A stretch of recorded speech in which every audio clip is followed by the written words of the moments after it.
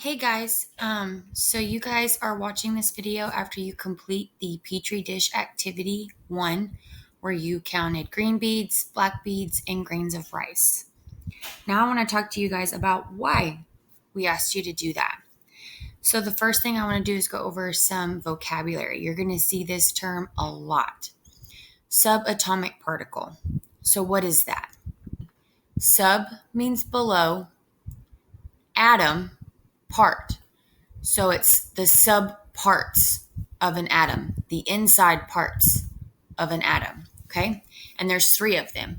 We have protons, electrons, and neutrons. So the first thing we want to do, I want to tell you guys the protons are inside your nucleus. And your neutrons are also inside your nucleus.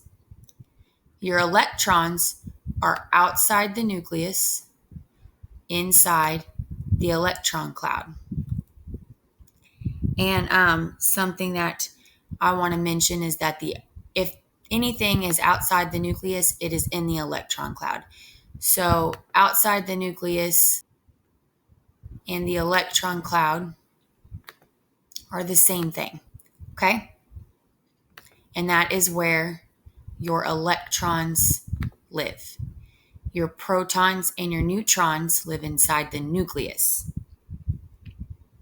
Okay, so the next thing that I want to talk about is each of these particles are different in the type of charge that they have.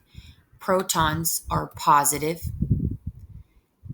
electrons are negatively charged, and neutrons have no charge. Now, the way we like to remember this is protons are positive. Positive, protons.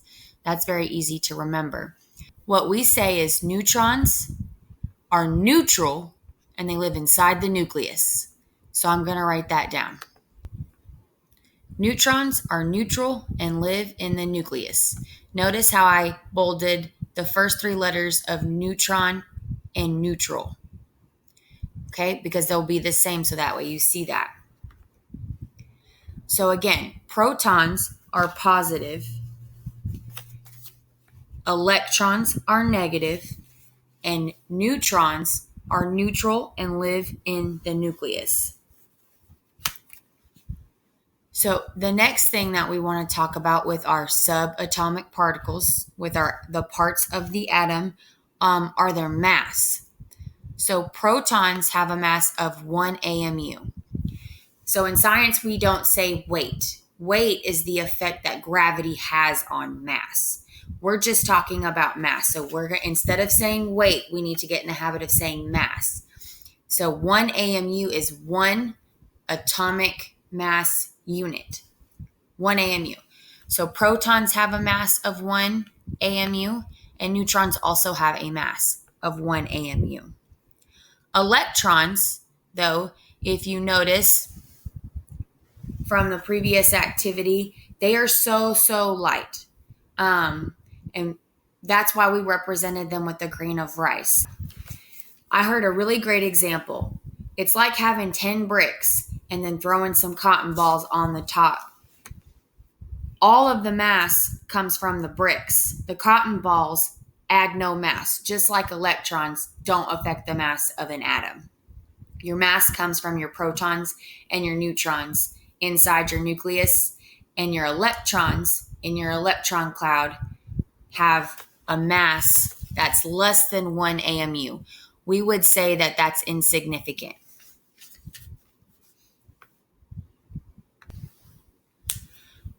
Another thing that we like to talk about is stable elements and what that means, because that's also a term that you're going to hear a lot and see a lot.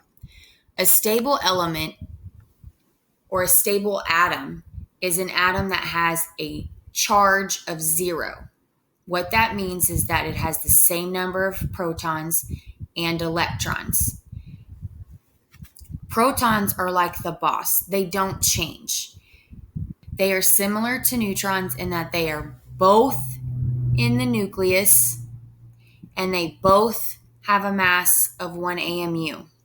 But they are also buddy-buddy with electrons in that they both have a charge. In 8th grade science, we only work with stable atoms, also called neutral atoms. And what that means is that the number of protons and the number of electrons are equal. Just remember, protons don't change in any situation, but there are occasions where the number of electrons or the number of neutrons could change. So now we're going to look at the Petri dish with our green beads, black beads, and our grain of rice. I have 3 green beads, 4 black beads, and 3 grains of rice.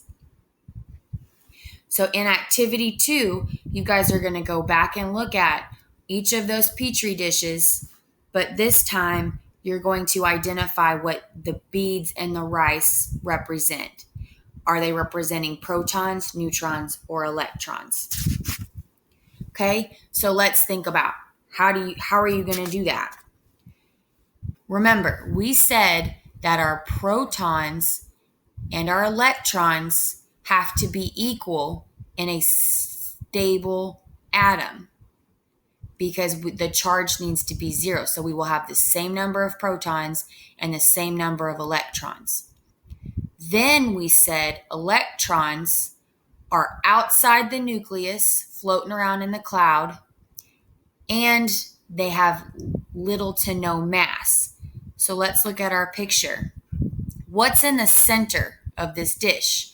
The green beads and the black beads. So these must be our protons and our neutrons. That means the grains of rice must be our electrons. Now, how do we know if the protons are green or black?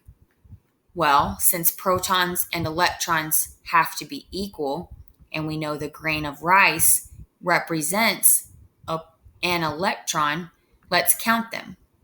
1, 2, 3. So I have 3 electrons.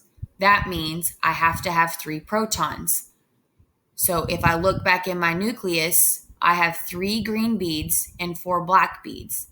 This tells me that the green beads represent my protons and my black beads represent my neutrons. So you guys need to go back to activity 2. It's going to be titled Petri Dish Activity 2. You're going to look at those Petri dishes and you're going to identify the number of protons, the number of neutrons, and the number of electrons. Please watch this video again if necessary so that you guys can understand what color bead represents which subatomic particle.